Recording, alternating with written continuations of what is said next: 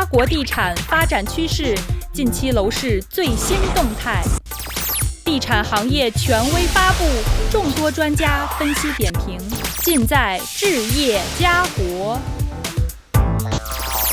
观众朋友，大家好，欢迎收看本期的置业家国。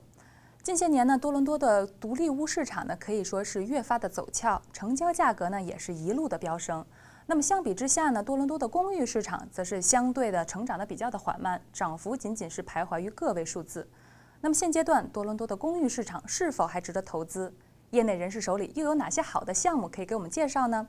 今天的节目我们就非常荣幸请来了 Young Realty 的销售代表 Peter 来到我们的节目当中，跟我们共同探讨一下多伦多公寓市场的投资话题。Hi, thanks for joining us today. Do you mind to introduce yourself to our audience? No, definitely, Jackie. Thank you. It's nice to be here. Hi, everyone. My name is Peter Lee. I'm an agent realtor here in Toronto. Some people call me Pete. I actually have my own show online as well, too, on YouTube and Facebook. And I help people buy, sell, lease, manage real estate. And I'm kind of like a financial advisor for real estate. So.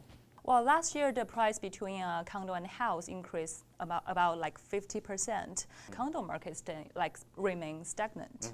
So what do you think about it? Well, you're right, 100%.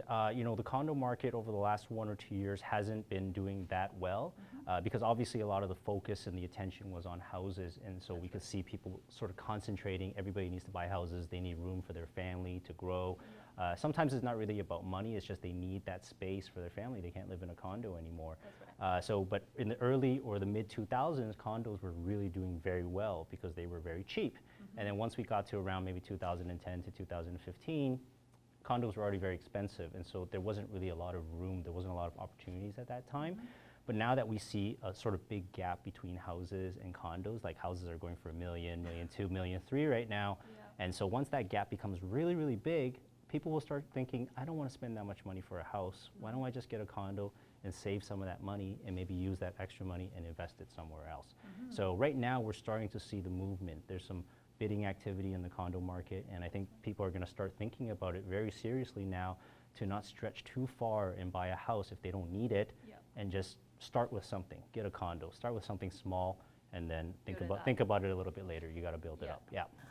Besides self-use, do you think condo is still make sense as an investment in Toronto? 100%. 100%. It comes down to your budget, like what we were saying before. I think it's just a matter of getting into something instead of not getting into anything at all, so that you can take advantage of the momentum. And I believe that condos will have maybe a second or even a third wave because house prices are just going to keep going. Obviously in Toronto, we love houses here, right? Everyone was born, I was born in a house, we were all raised in houses, and so that's what everybody wants. But with the new reality today, it's just going to get more and more expensive. And so I think that the condo market's going to do quite well, probably more surprise. It's going to surprise people more than they think over the next 1 or 2 years. I think it's going to be a very small window though. So you have to choose the right condo, you have to choose the right area, and obviously you got to work with the right people who actually know what to do so that you don't buy the wrong condo, the one that's not going to go up in value. So you want to choose the good ones, and there's a lot to choose from, so you need to work with someone who knows. So now we are talking about condos. I've read a report that almost 50% of the first-time home buyers will choose looking for a property that around like $450,000. So which leaves the semi-detached and detached home out of the question. So now condo ranking like #1 in option. So people are gonna struggle around like, should I get a resale or pre-construction? So how do you see it? Like, how do you compare those two options? Okay, so with the resale and pre-construction, are we talking condos or are we just talking houses? Condos, okay. So yeah, I mean, again, in the early 2000s, mid 2000s, where condos were still only $200,000, $250,000, I would say buy pre-construction, which is what we did.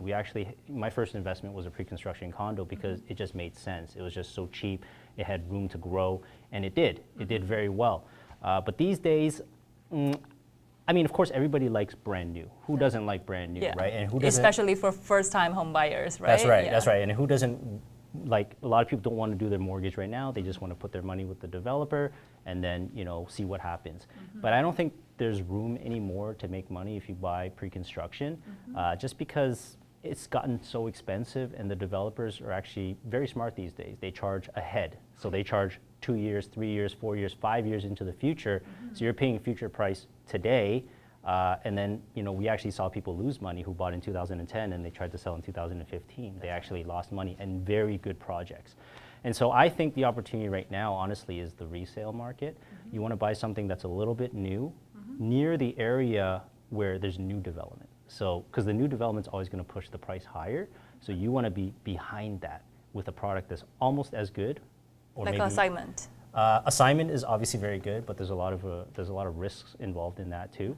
But like maybe even just a clean deal, just a regular resale, and buy in a good area where there's already going to be more expensive condos. So we're seeing that on Bay Street right now. So Bay Street, my last video was actually about that.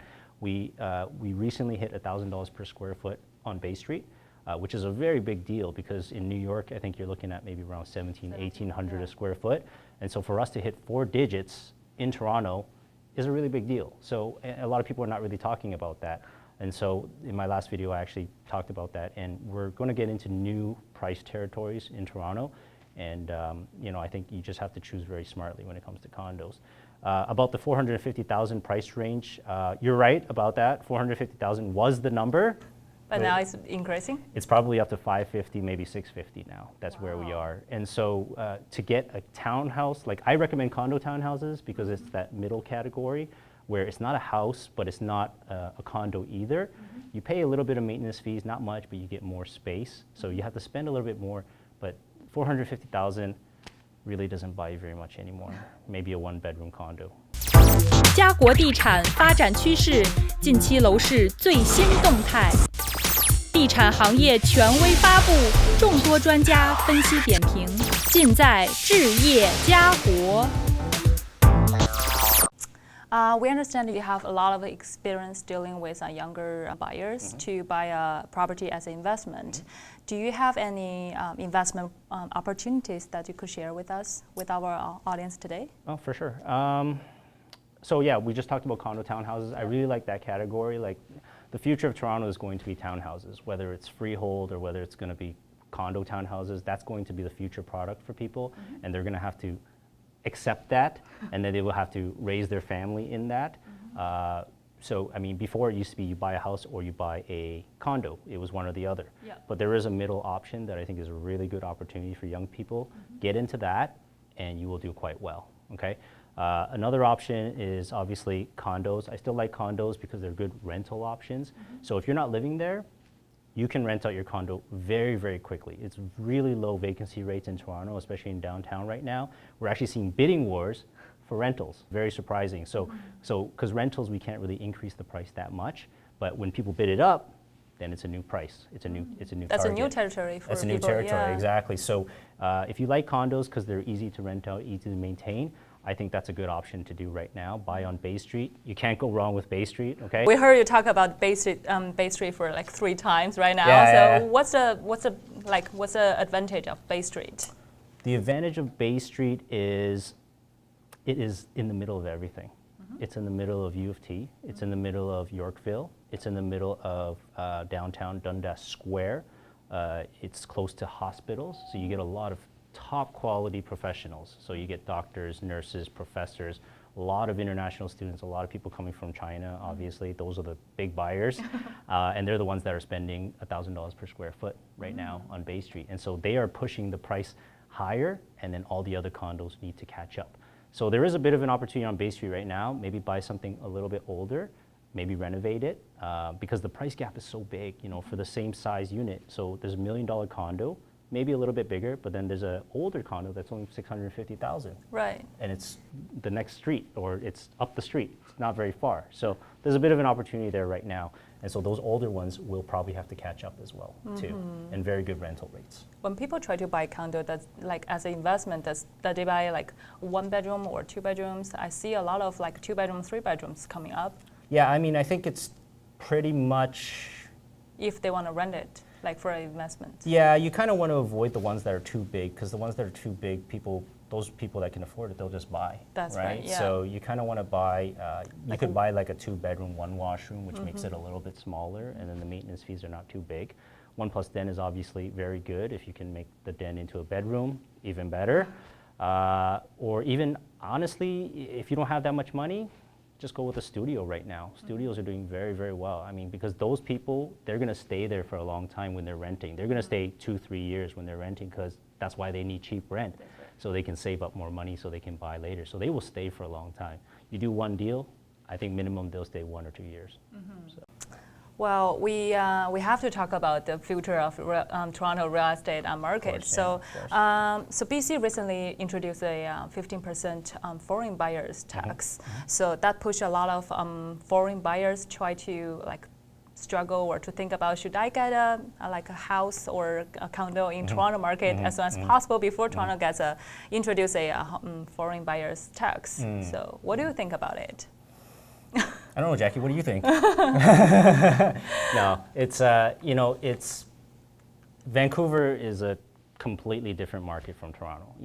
I mean, there are some similarities, but very, very different markets. To be honest, I think if the money wanted to come from Vancouver or China or Russia, anywhere, if they really wanted to be here, they would already be here.